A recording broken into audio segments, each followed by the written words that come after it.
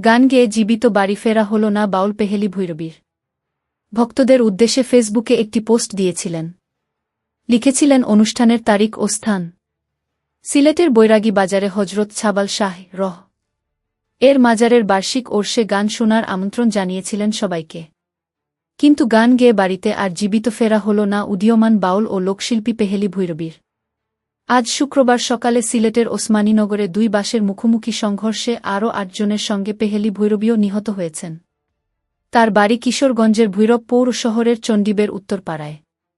উদীয়মান এই শিল্পীর মৃত্যুতে এলাকায় শোক নেমে এসেছে। বিকেল 5টা 4 দিকে পেহেলি ভৈরবীর মরদেহবাহী অ্যাম্বুলেন্স গ্রামের বাড়ির সড়কে এসে থামে। মুহূর্তেই স্বজনদের কান্নায় ভারী হয়ে ওঠে পরিবেশ। প্রতিবেশীরা ছুটে আসেন। একজন দীর্ঘশ্বাস ফেলে বললেন, মেয়েটা সুন্দর গান করত। বেঁচে থাকলে আরও অনেক মানুষকে গান শোনাতে পারত। এত তাড়াতাড়ি কেমনে চইল্লা গেলি? আমার কি হইব? আমি কারে নিয়া থাকুম? কে আমারে গান শোনাইব? রোজিনা বেগম, পেহেলি ভৈরবীর মা। পেহেলি ভৈরবীর মরদেহ বাড়িতে পৌঁছালে কান্নায় ভেঙে পড়েন তার মা রোজিনা বেগম। শুক্রবার বিকেলে ভৈরব পৌর শহরের চণ্ডীবের উত্তরপাড়ায় ছবি, প্রথম আলো।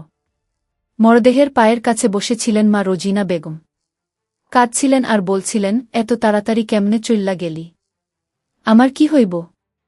আমি কারে নিয়া থাকুম? কে আমারে গান শোনাইব? রোজিনা বেগম নিজেও একজন সঙ্গীতশিল্পী। তিনিই ছিলেন মেয়ের প্রথম গানের শিক্ষক। ছোটবেলা থেকেই মেয়েকে গান শেখাতেন। মেয়ের সঙ্গে তার শেষ কথা হয়েছিল গতকাল বৃহস্পতিবার দিবাগত রাত 1টার দিকে। রোজিনা বেগম বলেন, রাত 1টার সময় মেয়ের সঙ্গে কথা হয়েছে। বুঝতেই পারিনি সকালে আর ওর সঙ্গে কথা বলতে পারব না। অল্প সময়েই জনপ্রিয়তা পেয়েছিলেন পেহেলি ভৈরবী ছবি, পেহেলি ভৈরবী ফেসবুক পেজ থেকে নেওয়া। স্বজনেরা জানালেন পেহেলি ভৈরবীর প্রকৃত নাম ইসরাত জাহান। তবে মঞ্চ, ভক্ত, শ্রোতা, স্বজন ও এলাকায় পেহেলি ভৈরবী নামেই তিনি পরিচিত। তার ফেসবুক পেজটিও এই নামে। ফলোয়ার সংখ্যা অর্ধলক্ষাধিক। তার বয়স মাত্র 20 বছর, বিয়ে হয়নি। বাবা বাবুল মিয়া পেশায় ঠিকাদার। এক ভাই ও এক বোনের মধ্যে পেহেলি ছিলেন ছোটবেলা থেকে মায়ের উৎসাহে গান শুরু করেন। তবে মঞ্চে নিয়মিত গান গাইছিলেন প্রায় 5 বছর ধরে। বাউল ও লোকগানই ছিল তার প্রধান পরিচয়। অল্প সময়েই সিলেট, হবিগঞ্জ ও মৌলভীবাজার অঞ্চলে পরিচিত মুখ হয়ে ওঠেন পেহেলি ভৈরবী। বছরের বিভিন্ন সময় অসংখ্য গানের অনুষ্ঠানে অংশ নিতে হতো তাকে। গতকালও গিয়েছিলেন গানের অনুষ্ঠানে। কোনো অনুষ্ঠানে তিনি একা যেতেন না। কখনো মা, কখনো বাবা সঙ্গে থাকতেন। এবার সঙ্গী ছিলেন বাবা বাবুল মিয়া। দুর্ঘটনায় তিনিও গুরুতর আহত হয়েছেন। বর্তমানে তিনি সিলেট এম.এ.জি. ওসমানী মেডিকেল কলেজ হাসপাতালে চিকিৎসাধীন। ইউটিউবের বিভিন্ন চ্যানেলে পেহেলি ভৈরবীর গান প্রকাশিত হয়েছে।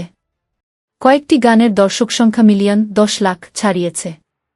তার একটি অ্যালবামও প্রকাশিত হয়েছে। সেখানে ছিল 10টি গান।